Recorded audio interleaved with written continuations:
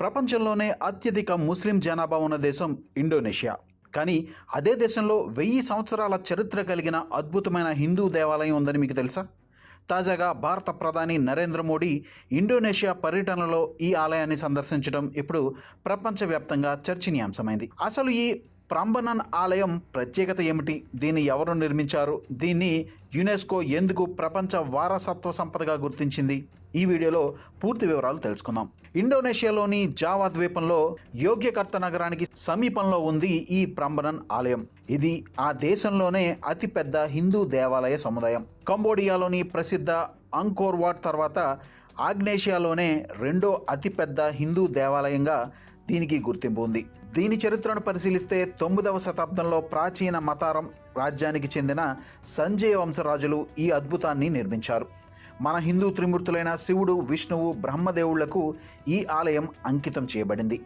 ఈ ఆలయంలోకి అడుగు పెట్టగానే ఆకాశాన్ని తాకేలా నిర్మించిన భారీ గోపురాలు మనల్ని మంత్రముగ్ధుల్ని చేస్తాయి. ముఖ్యంగా ఇక్కడి శివాలయం దాదాపు 47 మీటర్ల ఎత్తుతో అత్యంత ఎత్తైన గర్భగుడిగా నిలుస్తుంది. ఈ గర్భగుడిలో శివుడితో పాటు దుర్గాదేవి, గణపతి, మహర్షి అగస్త్యుల విగ్రహాలు కూడా కొలువై ఉన్నాయి. ఒకప్పుడు ఈ మొత్తం ఆలయ సముదాయంలో ఏకంగా 240 ఆలయాలు ఉండేవట. ప్రస్తుతం ప్రధాన ఆలయాలతో పాటు అనేక చిన్న ఆలయాల శిథిలాలు మనకిక్కడ కనిపిస్తాయి. ప్రాంబనన్ ఆలయాన్ని ప్రపంచ ప్రసిద్ధిగా నిలిపింది కేవలం దీని నిర్మాణ శైలి మాత్రమే కాదు, ఇక్కడి రాతి గోడలపై చెక్కిన అద్భుతమైన శిల్పాలు కూడా.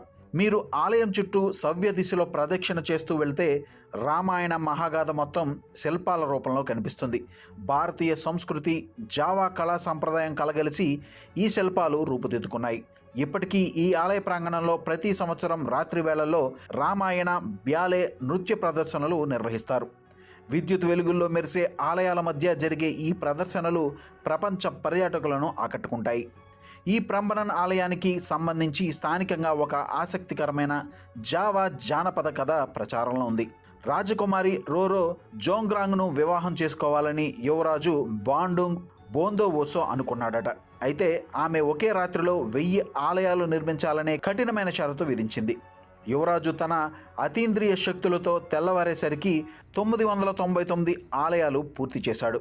అది చూసి భయపడిన రాజకుమారి తెల్లవారిపోయిందని నమ్మించడానికి గ్రామస్తులతో పెద్ద ఎత్తున మంటలు వెలిగించి బియ్యం దంచింది. తెల్లవారిందని భ్రమపడి ఆ శక్తులు వెళ్ళిపోవడంతో చివరి ఆలయం పూర్తి కాలేదు. దీంతో కోపగించుకున్న యువరాజు ఆ రాజకుమారిని శపించగా ఆమె రాతి విగ్రహంలా మారిందని స్థానికులు నమ్ముతారు. శివాలయంలోని దుర్గాదేవి విగ్రహాన్నే ఆ రాజకుమారిగా ఇప్పటికీ భావిస్తారు. కాలక్రమంలో రాజ్యాలు మారడం, అగ్నిపర్వత విస్ఫోటనాలు, భారీ భూకంపాల వల్ల ఈ ఆలయం శిథిలావస్థకు చేరుకుంది. అయితే 19వ శతాబ్దంలో యూరోపియన్ పురావస్తు పరిశోధకులు ఈ ఆలయాన్ని మళ్లీ గుర్తించి దశాబ్దాల పాటు రాతిని అమర్చి పునరుద్ధరించారు. 2006లో వచ్చిన భారీ భూకంపం వల్ల కొంత నష్టం వాటిల్లినా మళ్లీ పనులు చేపట్టి పూర్వ వైభవాన్ని తీసుకొచ్చారు. ఈ కట్టడం యొక్క ప్రాముఖ్యత గుర్తించిన యునెస్కో 1991లోనే దీన్ని ప్రపంచ వారసత్వ సంపదగా ప్రకటించింది. ప్రస్తుతం ఇండోనేషియా ముస్లిం దేశమైనప్పటికీ అక్కడ హిందూ సంస్కృతికి ఎంతో ప్రాధాన్యత ఉంది. దాదాపు 1500 సంవత్సరాల క్రితమే భారతదేశం నుండి వ్యాపార, సాంస్కృతిక బంధాల ద్వారా హిందూ మతం అక్కడికి చేరుకుంది. ఇప్పుడు ప్రధాని నరేంద్ర మోడీ ఈ ప్రాంబనన్ ఆలయాన్ని సందర్శించడం భారత్, ఇండోనేషియా మధ్య ఉన్న వేల ఏళ్ల నాటి సాంస్కృతిక బంధానికి సజీవ సాక్ష్యంగా నిలిచింది. ఈ ఆలయ పరిరక్షణలో 2 దేశాలు కలిసి పనిచేయాలని కూడా నిర్ణయించాయి.